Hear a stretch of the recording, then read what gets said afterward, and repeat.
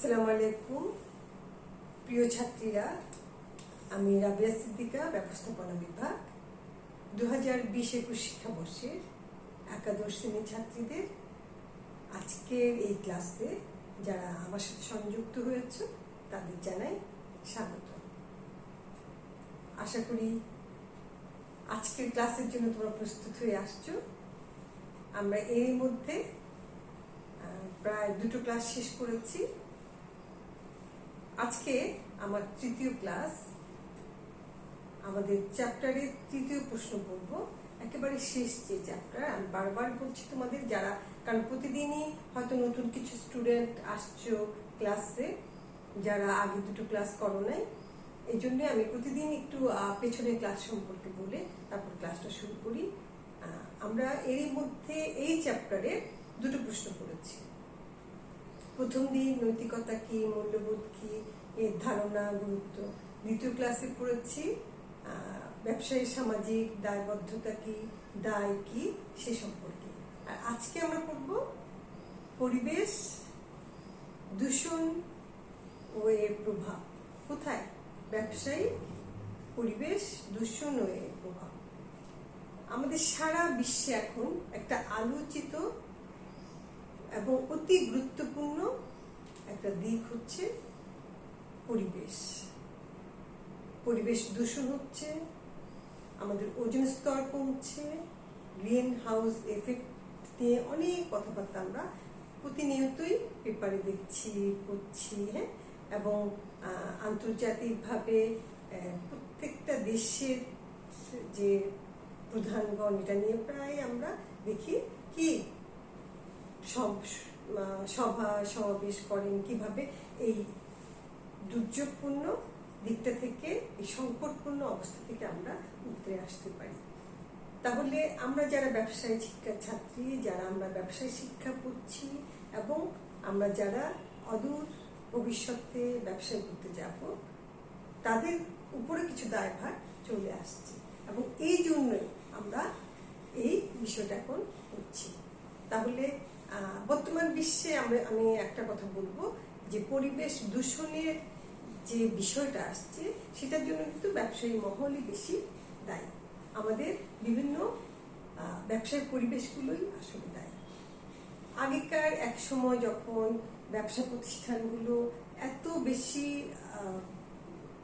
ছড়ানো ছিটানো ছিল না, হ্যাঁ, এত বেশি ব্যবসা প্রতিষ্ঠান গজে উঠে নাই, জেগে উঠে নাই, তখন যারা আমরা কৃষি নির্ভর ছিলাম, যারা পারিবারিক কৃষি এবং সামাজিকভাবে কৃষির উপর নির্ভরশীল ছিলাম, তখন কিন্তু এই পরিবেশ দূষণের কথা কেউ আমরা ভাবিনি, প্রয়োজন ছিল না। কিন্তু আজকে এই প্রেক্ষাপটে আমাদের সবার একটাই ভাবনা, পরিবেশ দূষণ, এবং সেই দূষণকে আমরা কিভাবে মোকাবেলা করতে পারি আমাদের যে যার যতটুকু সামর্থ্য আছে তা দিয়ে। তাহলে এই দূষণ থেকে আমাদের সমাজকে রক্ষা করতে হলে, আমাদের দেশকে রক্ষা করতে হলে প্রথমে আমাদের জানতে হবে পরিবেশ কি। পরিবেশ হচ্ছে আমাদের আশপাশে যা কিছু আছে, প্রাকৃতিক অপ্রাকৃতিক বিভিন্ন উপাদানগুলো সংমিশ্রণে যে আমাদের চারপাশের অবস্থানরত প্রাকৃতিক যে অবস্থা, সেটাই হচ্ছে পরিবেশ। এই পরিবেশ যখন তার স্বাভাবিক মাত্রা হারায়, তখন সেটাকে বলে পরিবেশ দূষণ। পরিবেশে যে বিভিন্ন স্বাভাবিকতা আছে সেগুলো যখন হারিয়ে ফেলে, দূষণ হয়, দূষণের মাধ্যমে হারায়, তখন সেটাকে বলে পরিবেশ দূষণ। তাহলে আমি একটু আগে কি বলেছি, আমাদের ব্যবসায়ী মহল এই দূষণের জন্য দায়ী এবং তারাই কিন্তু এই দূষণের জন্য সবচেয়ে বেশি গুরুত্ব রাখে। কিভাবে রাখে? ব্যবসায়ীদের প্রতিনিয়ত যে প্রাতিষ্ঠানিক বর্জ্য, সেগুলো পরিবেশের সাথে মিশ্রিত হচ্ছে, পরিবেশ দূষিত হচ্ছে। আর আমরা যদি একটা বাজারের কথা চিন্তা করি, তুমি যখন দেখবা কোথাও যাচ্ছ, হয়তো গাড়িতে যাচ্ছ, অনেক দূর কোথাও যাচ্ছ, যখন তুমি গ্রাম্য একটা পরিবেশে যাবা, যেখানে শুধুমাত্র চাষবাস হচ্ছে, রাস্তার দুপাশে সবুজ বিস্তীর্ণ জায়গা, তুমি খুব ভালো উপভোগ করতে পারবা। হ্যাঁ, তুমি সবুজ দেখছো, তুমি প্রাণ ভরে নিঃশ্বাস নিচ্ছ, কিন্তু যখনই দেখবা তুমি একটা বাজার দিয়ে যাচ্ছ, তখনই কিছু কোলাহল তোমার কাছে কানে বাজবে, যেমন সিডির আওয়াজ, মাইকিং, অথবা ধুমধাম জিনিসপত্রের একটার সাথে বাড়ি খেয়ে যে যুদ্ধ বাঁধার মতো একটা শব্দ। হ্যাঁ, তো এই যে শব্দগুলো, এই যে কোলাহলগুলো, এগুলি কিন্তু আমাদেরকে পরোক্ষ এবং প্রত্যক্ষভাবে কি করছে, আমাদের শরীরের জন্য একটা ক্ষতিকর হিসেবে কাজ করছে। এরপরে আরো কিছু দূষণ আছে। প্রত্যেকটা দূষণের জন্য আমরা কি এখন দায়ী করতে পারি? এক নম্বর হচ্ছে ব্যবসা। তাহলে এই ব্যবসায়ী মহল বা এই ব্যবসা প্রতিষ্ঠানগুলো যদি এই দূষণ থেকে পরিবেশকে রক্ষা করতে পারে, তখন কিন্তু আমাদের এই আজকের এই প্রেক্ষাপটে বিশ্ব যে ভাবনা, পরিবেশ দূষণ, তারপর আমাদের একটু আগে যেটা বললাম, গ্রিন হাউস এফেক্ট এগুলো নিয়ে যেগুলো, সেই সমস্যাগুলোর খুব দ্রুত সমাধান হয়ে যাবে।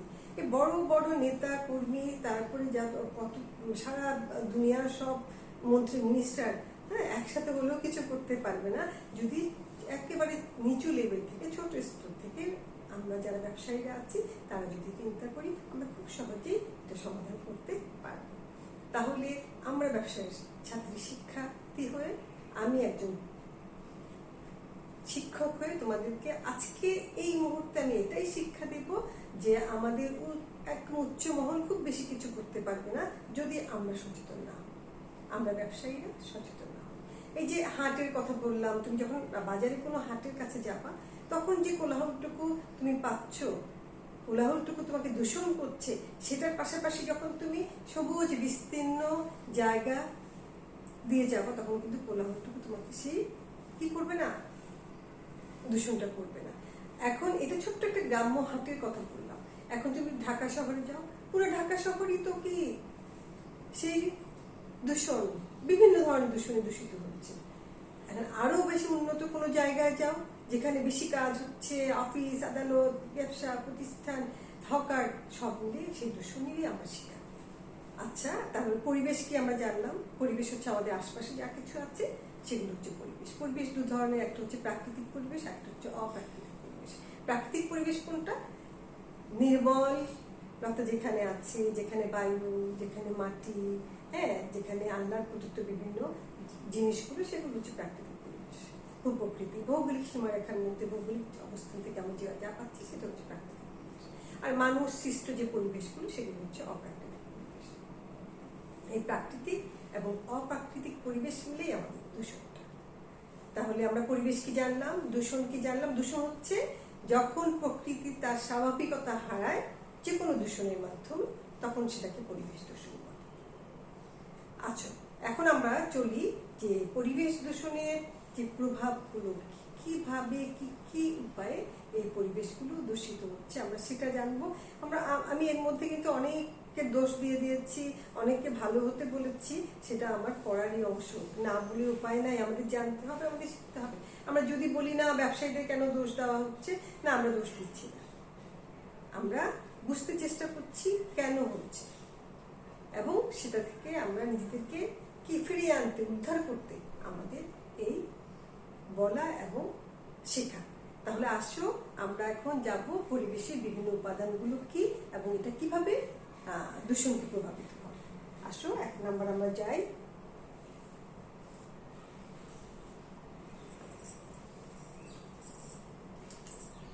বিভিন্ন উপাদানগুলো, দূষণের প্রভাব, পরিবেশ দূষণের প্রভাব, এই প্রভাবটা নিয়ে আমরা আলোচনা করছি। 1 নম্বর যে পয়েন্ট আসবে সেটা হচ্ছে পানি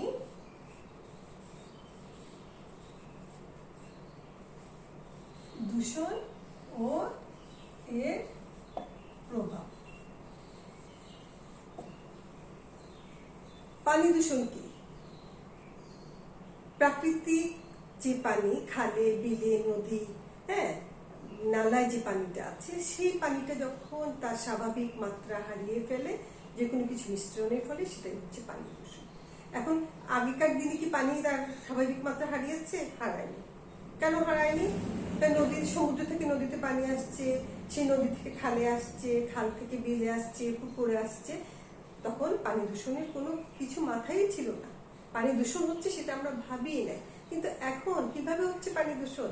এখন পানি দূষণ হচ্ছে আমরা যারা ব্যবসা করছি, আমাদের যে ব্যবসায়িক বর্জ্যগুলো সেগুলো পানির সাথে মিশে অহরহ পানি দূষিত হচ্ছে। বিভিন্ন চামড়া ফ্যাক্টরিগুলো আমাদের দেশে অবস্থান করছে, এই তাদের ট্যানারি থেকে যে বর্জ্যগুলো আসছে। তারপর আমরা যারা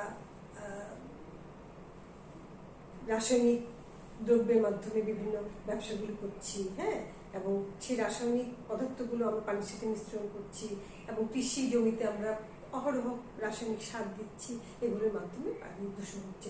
সেই দূষিত পানি যখন তার নিজস্ব মাত্রা হারায়, তখনই সেটা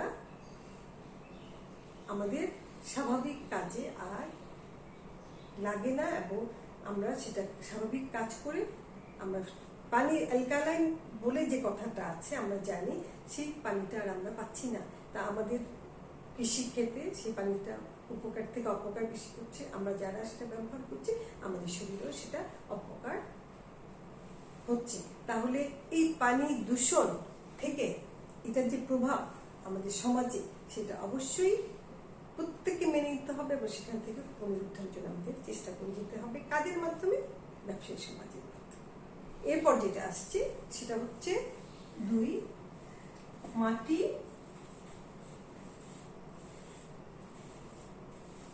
দূষণ ও এর প্রভাব। পানির পরে মাটি, ঠিক পানি যেভাবে দূষিত হচ্ছে ব্যবসায়ীদের দিয়ে, মাটিও সে একইভাবে দূষিত হচ্ছে। আমাদের শিল্প কারখানাগুলোর বর্জ্য অহরহ পড়ছে, মাটির সাথে মিশছে। পলিথিন হচ্ছে 1 নম্বর একটা দূষণের সামগ্রী।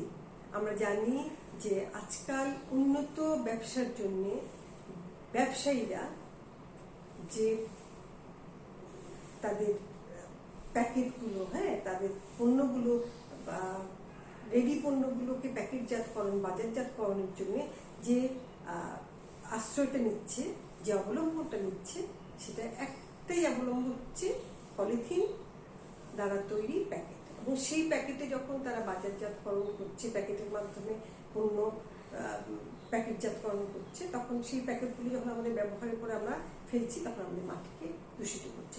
আগেকার সময় কি ছিল? পাটের তৈরি চট, সেই চট দিয়ে ব্যবসায়ীরা তাদের পণ্যগুলোকে বাজারজাতকরণ করতো। কিন্তু আমরা কিন্তু এখন সেই পণ্যে নাই, আগেকার সেই পণ্যে নাই। আগেকার কি ছিল? তোমাকে কিছু সবজি হয়তো বাজারে ব্যাগে দিয়ে দিত, চটের ব্যাগে। কিন্তু আজকালকার মতো মশলা প্যাকেট করা, তারপর খাদ্যদ্রব্য বিস্কিট প্যাকেট করা, সেগুলো কিন্তু আগেকার দিনে ছিল না।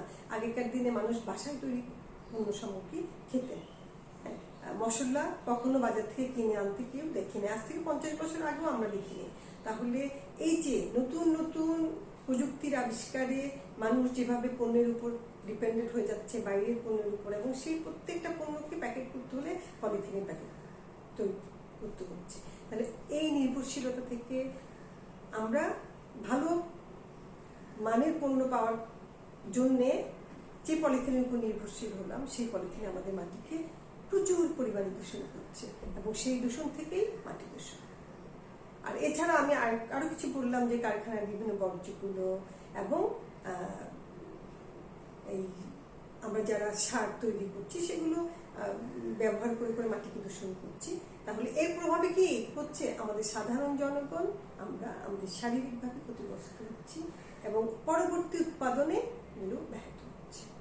এর 1 নম্বর প্রভাব, পরবর্তী উৎপাদনগুলো ব্যাহত হচ্ছে মাটি দূষণের ফলে। তা আমরা আরো বেশি সার প্রয়োগ করছি, আরো বেশি মাটিকে দূষণ করছি। তাহলে এই দিক থেকে যদি আমরা ঘুরে আসতে হয়, আমাদের ব্যবসায়ীকে এগিয়ে যেতে হবে। এটা সমাধান, ঠিক আছে? এখন আমরা কোথায় যাব? 3 নম্বর পয়েন্ট, শব্দ দূষণ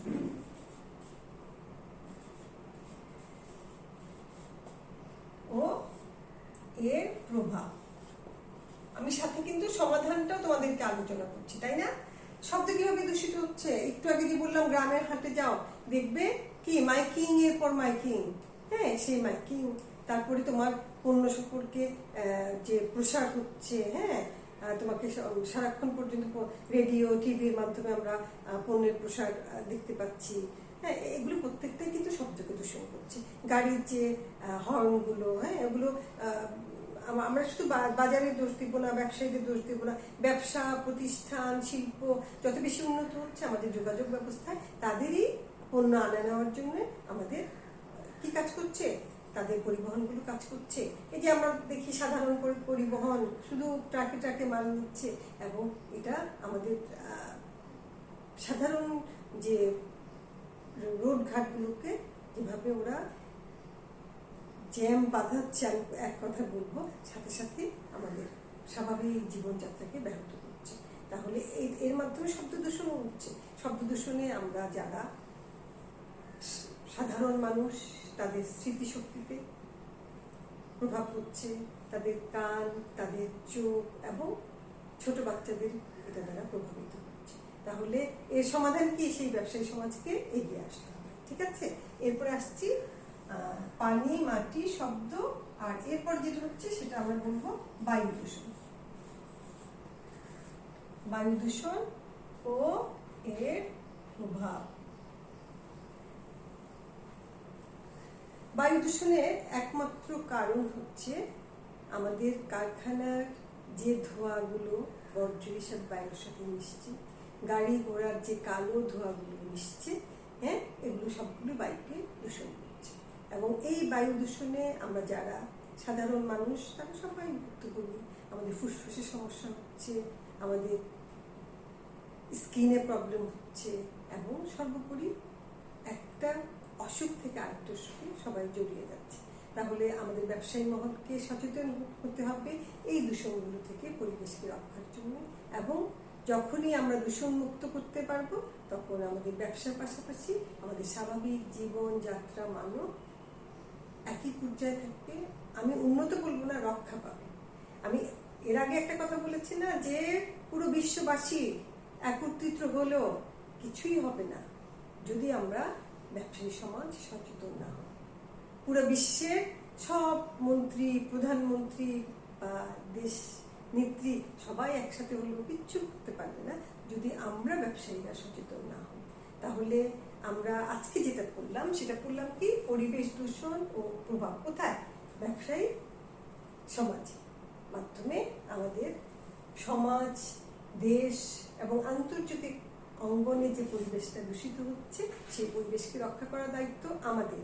আমরা যারা ব্যবসায়ী, তোমরা যারা ব্যবসায়ী হতে যাচ্ছ, তোমাদের। তাহলে আজকে আমরা যে বিষয়টা পড়লাম, যদিও খুব সহজ একটা বিষয়, চারটা জিনিস, বা মাটি, বায়ু, পানি, হ্যাঁ এবং শব্দ, এই দূষণগুলো থেকে রক্ষা করা শুনতে খুব সহজ, ছোট্ট একটা ব্যাপার, কিন্তু যদি রক্ষা করার দায়িত্বে আমরা নামি, তখন বুঝবো এগুলো আসলেই বেশ জটিল কিছু বিষয় এবং ব্যাপক একটা ব্যাপার। সেটাকে আনতে হলে আমাদেরকে অনেক পরিশ্রম করতে হবে, কিন্তু আমরা পিছিয়ে থাকতে পারবো না। আমাদেরকে দেশ রক্ষা করতে হবে, সমাজ রক্ষা করতে হবে, সর্বোপরি একজন মানুষকে রক্ষা করতে হবে। এই জন্যে আমরা এগিয়ে যাব। আমাদের করতে হবে সেই দৃঢ়তা নিয়ে, সেই নৈতিকতা বোধ নিয়ে আমরা আজকে পরিবেশ রক্ষা করার জন্য অঙ্গীকারবদ্ধ হব, এবং আমরা ইনশাল্লাহ করবো, পারবো। তাহলে আজকে আমরা যা পড়লাম তা যেন মনে থাকে। তা আল্লাহ হাফিজ। আগামী ক্লাসে আমন্ত্রণ হলো। সুস্থ থাকবো, ভালো থাকবো।